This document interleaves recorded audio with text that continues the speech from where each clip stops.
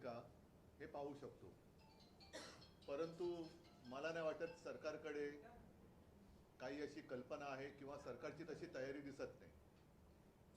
कारण मुख्यमंत्री त्यांच्या जाहिरातीमध्ये व्यस्त आहेत, दुसरे मुख्यमंत्री मदतीच्या पाकिटावरती सुद्धा स्वतःचे फोटो छापून वाटण्यामध्ये मग्न आहेत, आणि तिसरे मुख्यमंत्री तर काही अंगाला उपमुख्यमंत्री तर काही अंगाला लावूनच घेत नाहीत.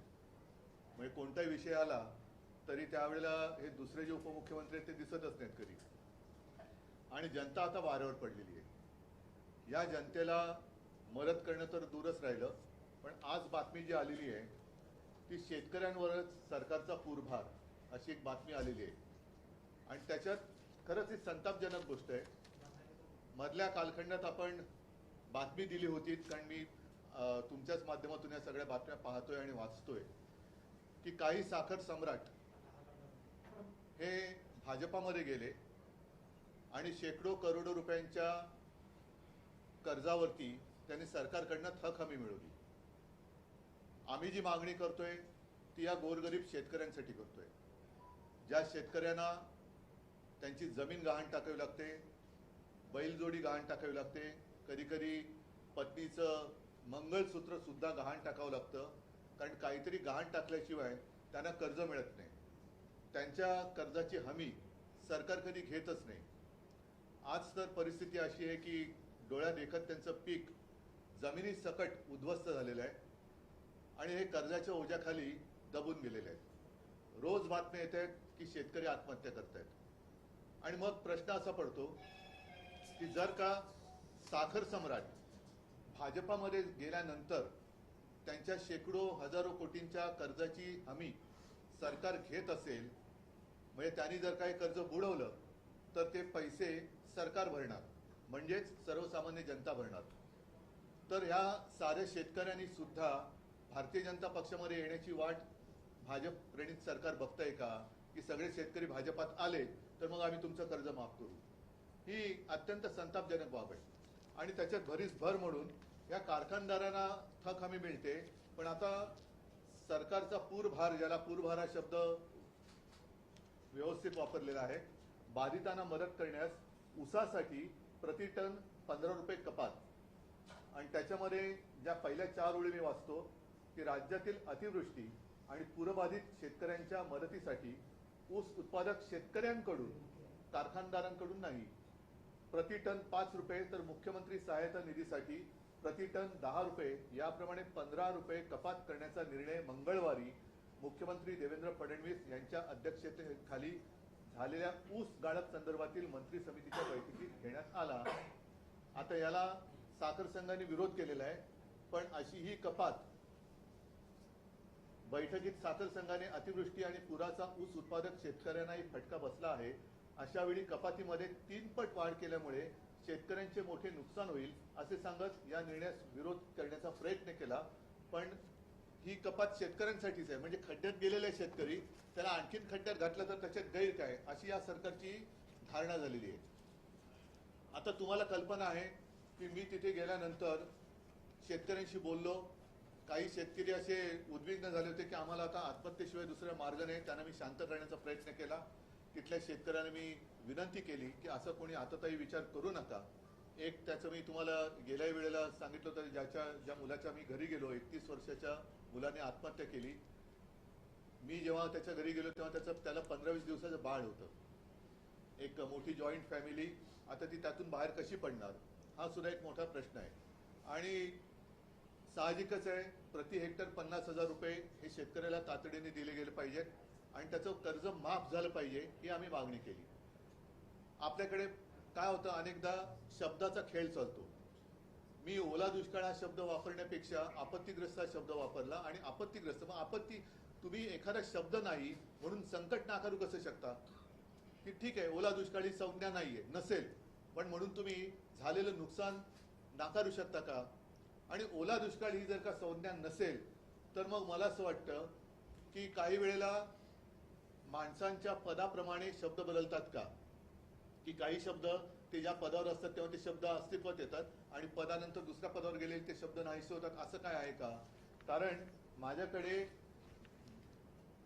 अत्यंत कनवाळू जागरूक असं विरोधी पक्ष नेत्यांचं एक पत्र आहे तत्कालीन मुख्यमंत्र्यांना, म्हणजे मीच होतो तेव्हा, तत्कालीन मुख्यमंत्री मी जेव्हा होतो तेव्हा तत्कालीन विरोधी पक्ष नेते हे आजचे सन्माननीय मुख्यमंत्री महोदय देवेंद्रजी फडणवीस होते. आणि त्यांनी तेव्हा मुख्यमंत्र्यांनी एक पत्र दिलं होतं. त्या पत्रातल्या 4 ओळी मी वाचतो. आता ही तारीख आहे 16 ऑक्टोबर 20.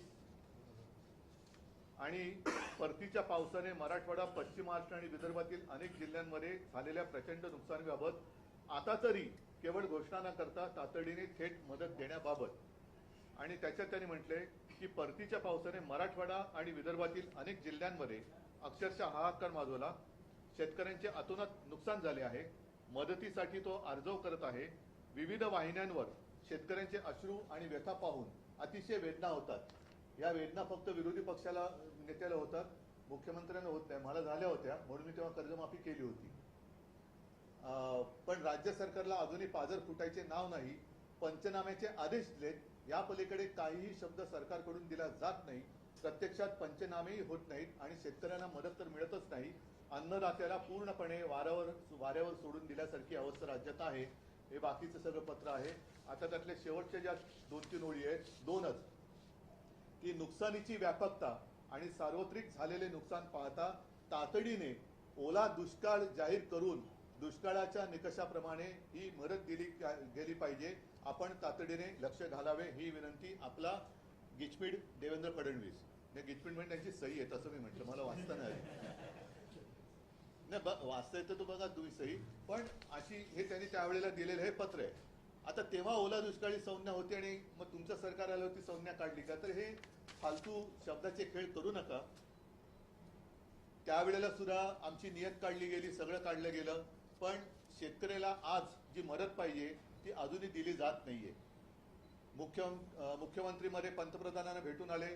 पंतप्रधान तिकडे प्रस्तावाची वाट बघतायत आणि मुख्यमंत्री आपले अभ्यास चालू आहे. 2 उपमुख्यमंत्री, 2 हाफ आणि 1 फुल 2 हाफ असे त्यांचा अभ्यास आणि प्रस्ताव बनवणं सुरू आहे.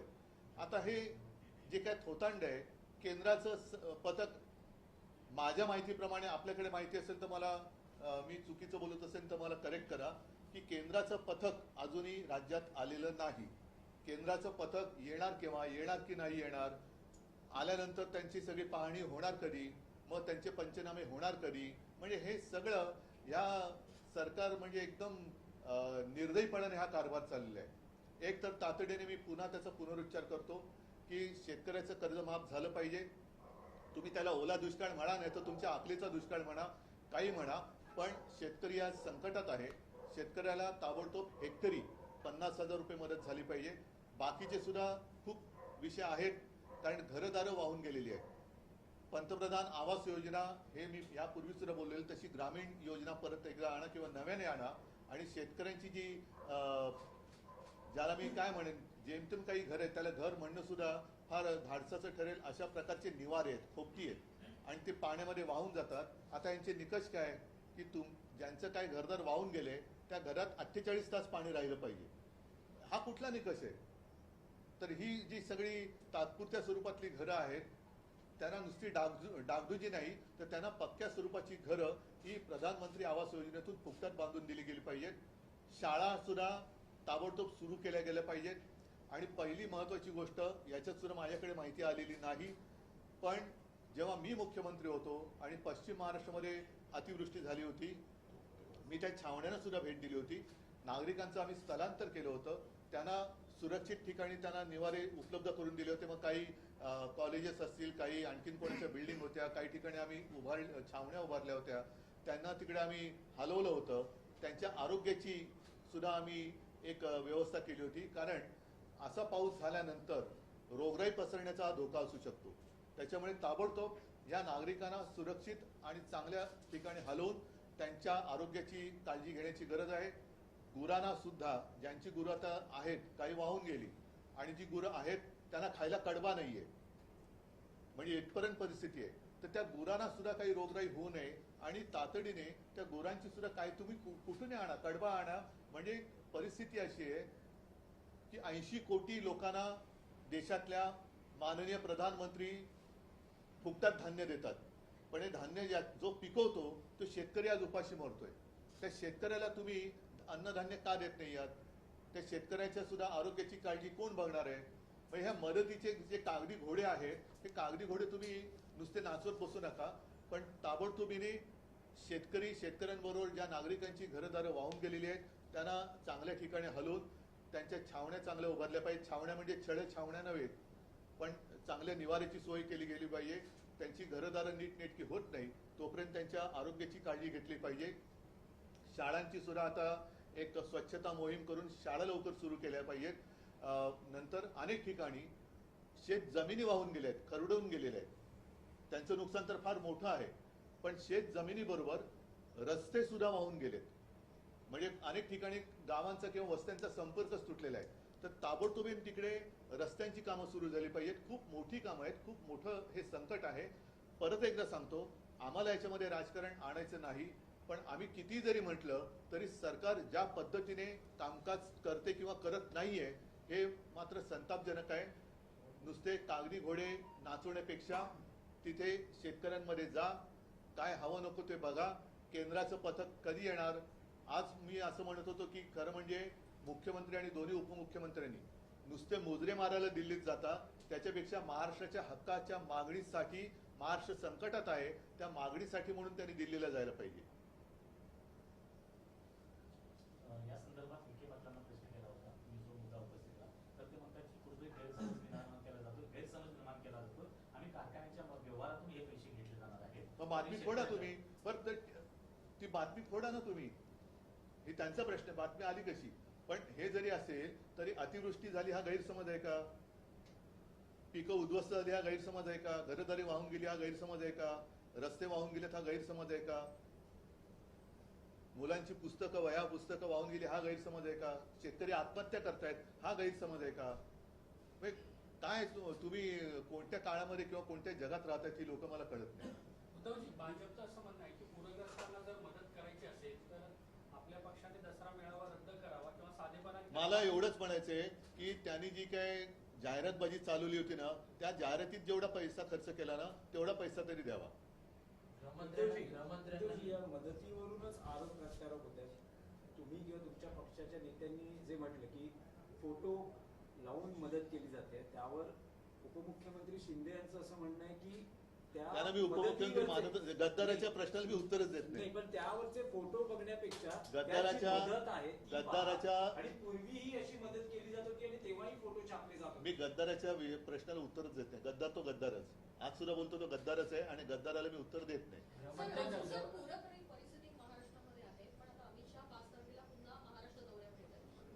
नाही, ते येणार, त्यांचे इथे काय व्यवहार असतील ते करणार.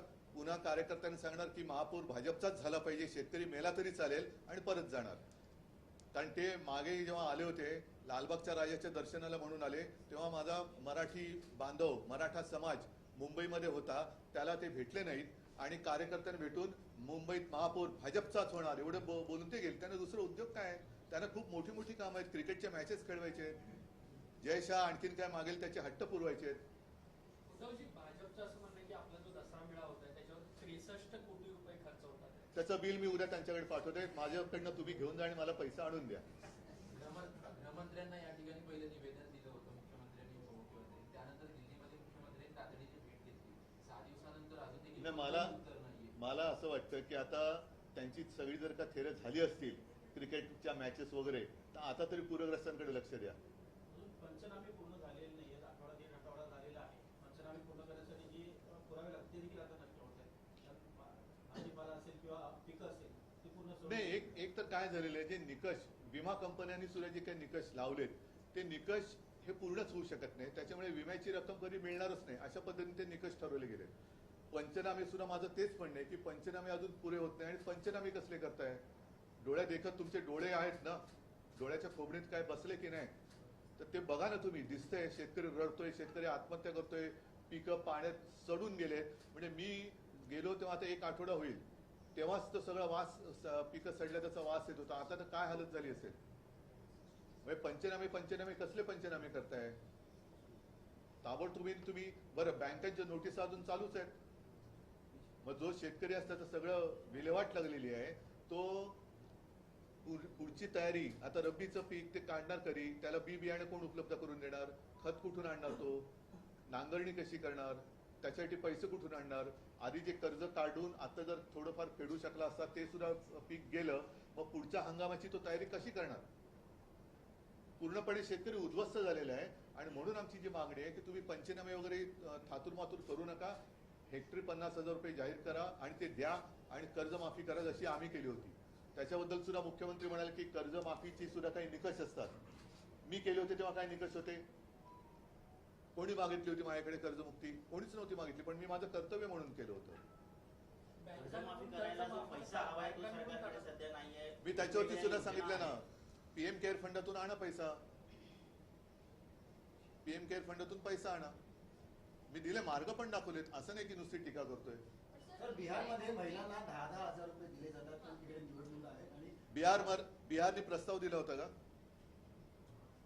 निवडणूक आहे. बिहारमध्ये प्रस्ताव दिला होता का पंतप्रधानांकडे की महिलांना 10,000 रुपये प्रत्येकी द्या म्हणून प्रस्ताव दिला होता, कसे दिले पंतप्रधानांनी. म्हणूनच माझं म्हणणं आहे की ही सगळी थेरं बंद करा. महाराष्ट्र भोळा भाबडा म्हणून तुम्ही त्याच्यावर वेडावाकडा अन्याय करू नका. लाडकी बहीण योजनेला रोज नवीन अटी लावत आहे. बघा, आता तुम्ही विषय काढलाच आहात, तर माझं आणखीन मत आहे की जसं निवडणुकीच्या वेळेला 2-3 महिन्याचे हप्ते लाडक्या बहिणीचे तुम्ही दिले होते, तसे पुढच्या 6 महिन्याचे हप्ते लाडक्या बहिणींना आत्ता द्या. ठीक आहे. पाकिस्तान सामन्यांना प्रत्येक सामन्याला तुम्ही विरोधाची भूमिका घेतली, पण अंतिम सामन्यामध्ये पाकिस्तानचा भारताने पराभव केला आणि त्यानंतर आशिया चषक पाकिस्तानच्या हस्ते स्वीकारायला नकार दिला. भारतीय संघाच्या या कृतीकडे तुम्ही भूमिका म्हणून काय व्यक्त करा आणि त्यावरून याच्याबद्दल काही मत व्यक्त करायला मी ती मॅच कधी बघितली पण नाही आणि या मॅचला देशप्रेमी म्हणून माझा विरोध होता. देशद्रोह्याने ती मॅच एन्जॉय केली असेल, मला त्याच्याबद्दल काय म्हणायचं. ठीक आहे, चला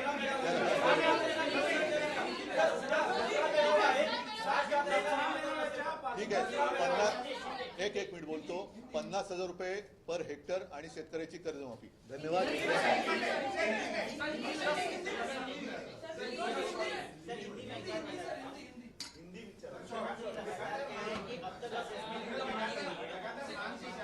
महाराष्ट्र लगातार सर बाढ़ की चपेट में, खासतौर से मराठवाड़ा का जो रीजन है वो प्रचंड इस समय जो है बाढ़ से ग्रसित है.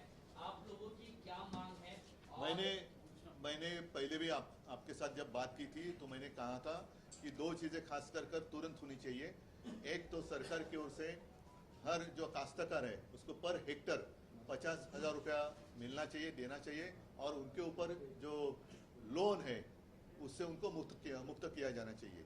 अभी मैंने जो एक खत पत्र का उल्लेख किया था, ये आज के जो अपने मुख्यमंत्री है देवेंद्र जी फडणवीस, वो जब विरोधी विपक्ष के नेता थे और मैं चीफ मिनिस्टर था, तब उन्होंने एक पत्र मुझे खत लिखा था.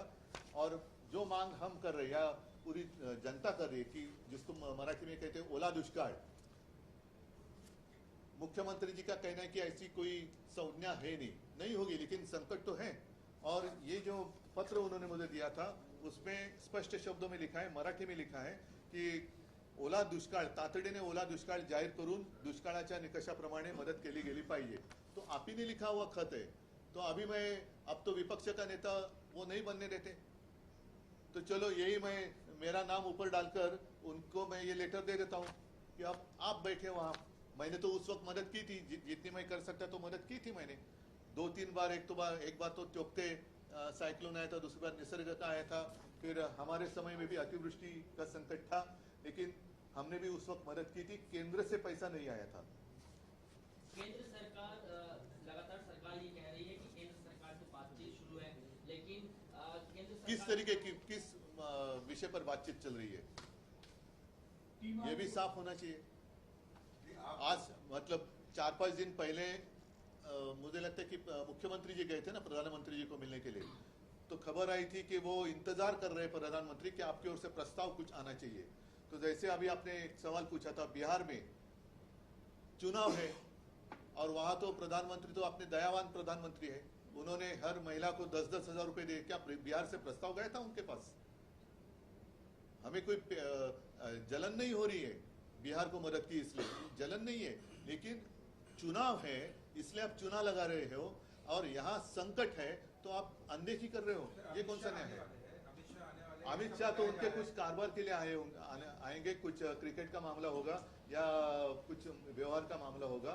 जब पिछली बार जब वो आए थे हमारे यहाँ लालबाग का राजा गणपति का दर्शन करने वो आते हैं और उसी वक्त हमारे मराठी सब भाई लोग बहनें मराठा समाज यहाँ बैठे थे, वो वहाँ उनको मिलने के लिए नहीं गए, अपने कार्यकर्ताओं के साथ उन्होंने बातचीत की और उन्होंने कहा कि अब मुंबई का मेयर तो बीजेपी का होना चाहिए। क्या दूसरे कोई आपके पास काम नहीं है? दशहरा रैली पर सवाल उठा रही है बीजेपी। सर, दशहरा रैली पर सवाल उठा रही है। अभी थोड़ी बातें कल करूंगा। चलो आप 2.5 साल मुख्यमंत्री थे, ये बताइए कि केंद्र सरकार की विशेष पैकेज के लिए जो नियम रखते हैं उसमें अभी की आपत्ति बैठ सकती है कि एक मुख्यमंत्री आज इसमें स्पेशल नहीं, सुनिए। से मांग सकता है कि केंद्र दे। सुनिए, पैकेज की अगर बात करें और उसके ऊपर कुछ क्या कहते हैं उसको निकष, तो बिहार की जनता या महिलाओं के लिए प्रधानमंत्री जी ने 10-10 हजार रुपए दिए, वो क्या था, क्या है, वो कहाँ किस में बैठता है, किस में बैठता है? तो बिहार को आप मदद कर रहे हैं, इसमें हमें कोई पेट दर्द नहीं हो रहा है, जलन नहीं हो रही है, तो लेकिन महाराष्ट्र में संकट है, महाराष्ट्र में आज संकट में है और बिहार में चुनाव है, इसलिए आप बिहार की ओर देख रहे हैं और महाराष्ट्र की ओर अनदेखी कर रही है। अन्याय है, सरासर अन्याय आप है। रैली कर रहे हो, इतनी बड़ी आपत्ति है, ऐसे में रैली का पैसा, रैली को कितना पैसा आता है? मेरे पास तो सरकार नहीं है, ऐसा आप मेरे पास तो सरकार है नहीं, कितना पैसा आता है? बीजेपी और बीजेपी के पास बहुत पैसा है, बीजेपी के पास सबसे ज्यादा दुनिया में सबसे बड़ी पार्टी है और बीजेपी के पास जितना पैसा है उसमें पूरा महाराष्ट्र के काश्तकार लोन फ्री हो सकते हैं। चलो धन्यवाद, जय हिंद, जय भारत।